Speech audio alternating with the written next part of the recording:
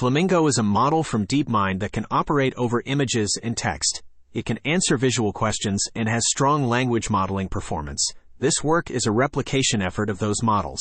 It also uses MPT and Red Pajama base models, which are less restrictive in their license usage. The replication is about 80% as powerful as the original Flamingo. Demo, code, and weights are available. With large language models becoming more common, what happens to the next generations of models we want to train? If you don't curate the output carefully, you may run into a phenomenon called model collapse, where the tails of knowledge disappear followed by most coherent generation ability. Granted, this has only been demonstrated in a 125 meters param model, so it remains to be seen if this holds for the largest models. Rohit Krishnan explores what might be required to build a self-improving and reflective agent that is good enough to run scientific experiments. Corporate venture arms are announcing big new funds or even doubling their existing commitments. It makes sense given innovation from inside is so difficult, and investing from the balance sheet gets you a view into these early-stage companies you wouldn't otherwise get to see. A new study has found that people are more likely to trust tweets generated by GPT-3 than content written by humans. AI-curated reels that condense hours of meetings into minutes of key moments.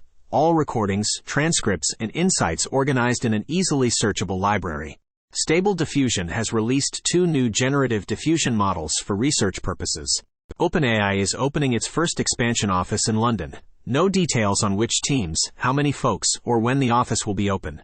OpenAI has introduced a browsing feature for its ChatGPT Plus subscribers, allowing users to have ChatGPT search Bing for answers to queries, especially for current events and information beyond its original training data. However, the exclusive use of Bing as a search engine, a decision driven by OpenAI's close ties with Microsoft, is raising eyebrows due to past concerns of Bing's prioritization of Microsoft-related results and a high level of disinformation in its top results.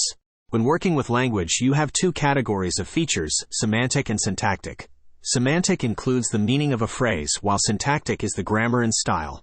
Language models are extremely useful because they help us maintain meaning via semantics while changing the style or syntax of the writing. The question then arises, what features of pre-training lead to better syntax manipulation ability? It turns out simple language and deep models help more than more data or parameter count. 3D Speaker is a huge collection of audio data from over 10,000 speakers recorded on different devices, at various distances, and in numerous dialects. This dataset helps researchers sort out, disentangle different aspects of speech and is perfect for testing large speech models. Another set of 7 billion parameter models trained with 4K and 8K sequence lengths for 1.5 trillion tokens has been released to GitHub. These models, trained by Salesforce, achieve better or comparable performance to many of the open-source models out there today, such as MPT or Falcon. They also include an instruct model that is not commercially viable but can be used for research purposes. Composer is a PyTorch library that enables you to train neural networks faster, at lower cost, and to higher accuracy.